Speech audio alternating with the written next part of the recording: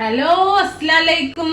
ഇന്ന് ഞാൻ ഉണ്ടാക്കാൻ പോകുന്ന ഒരു തനി നാടൻ റെസിപ്പി. നമ്മളെ നാടൻ ചോറിന്റെ കൂടെ ഇത് കിട്ടിയാണ്ടല്ലോ, നമ്മളെ ബീഫ് വരട്ടിയത്, ബീഫ് ഉലർത്തിയതൊക്കെ ഉണ്ടല്ലോ, അതൊക്കെ അങ്ങ് മാറ്റി വെക്കും നമ്മൾ ഇത് കിട്ടിയാൽ. അത്രക്ക് ടേസ്റ്റ് ഉള്ളൊരു മഷ്റൂം റോസ്റ്റാണ്. വേറൊന്നും പറയുന്നില്ല, നിങ്ങൾ ഒരു പ്രാവശ്യം മഷ്റൂം കിട്ടുമ്പോൾ ഒന്ന് ട്രൈ ചെയ്ത് നോക്കൂ. അത്രമാത്രം പറയുന്നു. നമുക്ക് എങ്ങനെ ചെയ്യാൻ നോക്കാം. നമ്മുടെ തനി നാടൻ മഷ്റൂം റോസ്റ്റ് ഉണ്ടാക്കാൻ വേണ്ടിയിട്ട് ഞാൻ ആദ്യം തന്നെ ഒരു ഫ്രൈ പാൻ വെച്ചിട്ട് കുറച്ച് വെളിച്ചെണ്ണ, ഒക്കെ നാടനായതുകൊണ്ട് നമ്മൾ വെളിച്ചെണ്ണയിലാണ്, ഒരു 2 ടേബിൾ സ്പൂണ് വെളിച്ചെണ്ണ ഒഴിച്ചെടുത്തിട്ട് നന്നായിട്ട് ചൂടാവട്ടെ. ഇതാ ഞാൻ നമ്മളെ മഷ്റൂം ഒരു 250 ഗ്രാം ബട്ടൺ മഷ്റൂം ഞാൻ എടുത്ത്, ഏത് മഷ്റൂം വേണമെങ്കിലും യൂസ് ചെയ്യും. നന്നായിട്ട് ഞാൻ എപ്പോഴും മഷ്റൂം എടുക്കുമ്പോൾ അരമണിക്കൂർ മഞ്ഞൾ വെള്ളത്തിൽ ഇട്ട് വെക്കും. എന്നിട്ട് നന്നായിട്ട് കഴുകി കുറച്ച് സമയമായിട്ട് നന്നായിട്ട് പുലർത്തി, അതായത് ടിഷ്യൂ പേപ്പറിലോ നമ്മൾ ഓട്ടപാത്രത്തിലായിട്ട് ഇട്ട് വെച്ചിട്ട് നന്നായിട്ട് കട്ട് ചെയ്ത് ഇട്ടാണേ. ഓയിൽ വേണമെങ്കിലും എടുക്കുക, പക്ഷെ നമ്മൾ നാടനായതുകൊണ്ട് വെളിച്ചെണ്ണ തന്നെയാണ് നല്ലത്. വെളിച്ചെണ്ണയിലിട്ട് ഒന്ന് വഴറ്റിയെടുക്കുകയാണ്. നല്ലോണം ചൂടായിണ്ടേ. അതിൻ്റെ കൂടെ തന്നെ കുറച്ച് പെപ്പർ പൗഡർ, ഉപ്പ് ചേർക്കുന്നില്ല കേട്ടോ, കാരണം നമ്മൾ ഉപ്പ് ചേർത്താൽ പെട്ടെന്ന് ഇതിൽ നിന്ന് വെള്ളം ഇറങ്ങും. അപ്പം വെള്ളം ഇറങ്ങാതിരിക്കാൻ വേണ്ടി നമ്മൾ ഇപ്പം വഴറ്റിയെടുക്കുമ്പോൾ ഉപ്പ് ചേർക്കുന്നില്ല. കണ്ടോ, നമ്മളെ മഷ്റൂം നല്ല ഹൈ ഫ്ലെയിമിലിട്ടോ, കാരണം മഷ്റൂമിന് പെട്ടെന്ന് വെള്ളം ഇറങ്ങും. അതുകൊണ്ട് തന്നെ ഹൈ ഫ്ലെയിമിൽ ഇട്ടിട്ട് ഒന്ന് വഴറ്റിയെടുക്കുക. ആ പെപ്പർ കൂടെ ഇട്ടപ്പം ഞാനൊരു 1/2 ടീസ്പൂൺ പെപ്പർ പൗഡർ ഇട്ടിടുക. നല്ലൊരു മണം വരുന്നുണ്ട്. ഞാൻ തീ ഓഫ് ചെയ്ത്, കണ്ടോ കുറച്ചേ ഉള്ളൂ, നമ്മൾ ഇട്ടപ്പോൾ നിറയല്ലേ. അപ്പോൾ വയന്ന് വരുമ്പോഴും കുറച്ചോ ഇത് ഇവിടെ മാറ്റി വെക്കുന്നുണ്ട്. ഒരു ചട്ടി വെച്ചിട്ടുണ്ട്. അപ്പോൾ ഏത് ടൈപ്പ് നോൺ സ്റ്റിക്കാണ് നിങ്ങൾക്ക് ഏത് വേണമെങ്കിലും ഉപയോഗിക്കുക. അടികട്ടിയുള്ള ഒരു ചട്ടി വെച്ചിട്ടുണ്ട്. അതിലേക്ക് ഞാൻ ഒരു 2 ടേബിൾ സ്പൂൺ കുറച്ചൊരു വെളിച്ചെണ്ണ, നമ്മൾ സാധാ കറക്കിയൊക്കെ എടുക്കും പോലെയുള്ള വെളിച്ചെണ്ണ ഒഴിച്ചു കൊടുത്തിട്ടുണ്ട്. ഞാൻ ഇതിലേക്ക് ഒരു കൈപ്പിടി തേങ്ങാക്കൊത്തില്ലേ, നമ്മൾ കറിയിലൊക്കെ ചേർക്കുക, നമ്മൾ കടലക്കറിൻ്റെ ഒക്കെ കൂടെ ചേർക്കല്ലേ, അല്ലെങ്കിൽ ബീഫിൻ്റെ കൂടെ, അതേപോലെ തേങ്ങാക്കൊത്ത് ചേർത്തി കൊടുത്തിട്ടുണ്ട്.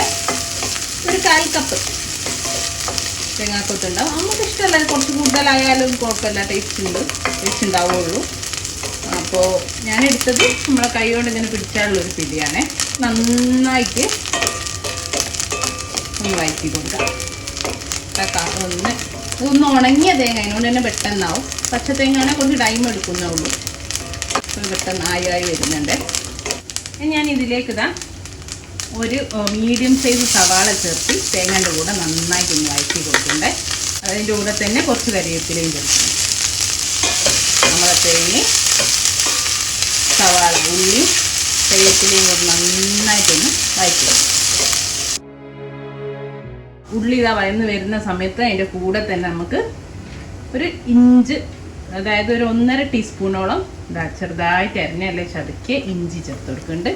അതേപോലെ തന്നെ ഒരു 3 ചുള വലിയ വെളുത്തുള്ളിയും ചതക്കി വെച്ചിട്ടുണ്ട്. ഇവിടെ ചെറുതായിട്ട് കട്ട് ചെയ്താൽ മതി. പിന്നെ ഒരു 3 എരിവുള്ള പച്ചമുളക്, അതും കൂടി ഇട്ടിട്ട് ഇതെല്ലാം കൂടി ഒന്നുകൂടെ നന്നായിട്ട് വഴറ്റി. നമ്മുടെ ഉള്ളി എല്ലാം നന്നായിട്ട് നമ്മൾ ചേർത്തി കൊടുത്തതെല്ലാം വഴന്ന് വന്നിട്ടുണ്ട്. ഇനി നമ്മളെ നേരത്തെ മഷ്റൂമില്ലേ അത് ചേർത്തി. അപ്പോൾ മഷ്റൂമും ചേർത്തു, നമ്മളെ കൂണ് ചേർത്ത് നന്നായിട്ടൊന്ന് മിക്സ് ചെയ്തതിന് ശേഷം നമ്മൾ ഉപ്പിട്ടിട്ടില്ലല്ലോ, അപ്പോൾ ഇനി കുറച്ച് ഉപ്പ് ചേർത്തി കൊടുക്കും.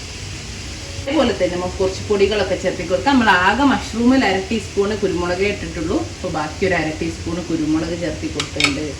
1 ടീസ്പൂണ് മുളക് പൊടി, 1.5 ടീസ്പൂണ്, അതായത് 1/2 ടേബിൾ സ്പൂണ് മല്ലിപ്പൊടി, പിന്നെ ഒരു 1/4 ടീസ്പൂൺ ഗരം മസാല, ഇതും കൂടെ ചേർത്തിട്ട് നന്നായിട്ട് യോജിപ്പിച്ചിട്ട് നമുക്കൊന്ന് അടച്ചു വെക്കാം. ഈ മസാല ഒന്ന് വേവണ്ടേ, അപ്പോൾ ഉപ്പൊക്കെ ചേർത്തിക്കൊണ്ട് കൂണ് നന്നായിട്ട് വെള്ളം ഇറങ്ങി വരും. ചെറിയ തീയിലിട്ടിട്ട് അടച്ചു വെക്കാം.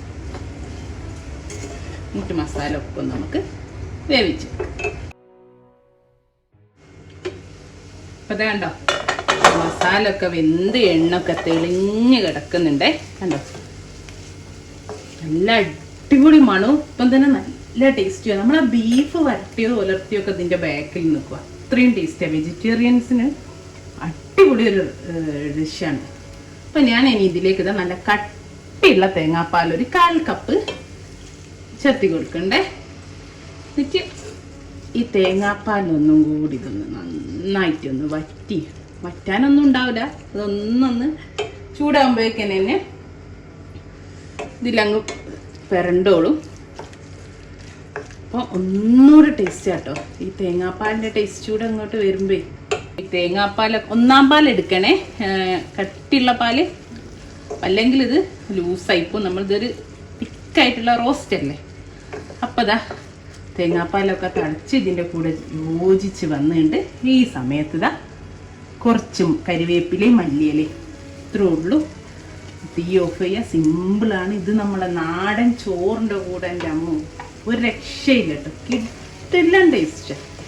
എല്ലാവർക്കും നാടൻ ഭക്ഷണം, നാടനല്ല കേരള മലയാളികളാണോ ഇത് ഇഷ്ടപ്പെട്ടിരിക്കുക, അത്രയും ടേസ്റ്റ്. അപ്പം ഇൻഷാ അല്ലാഹ് നല്ലൊരു വീഡിയോ ആയിട്ട് വീണ്ടും കാണാം. Thank you.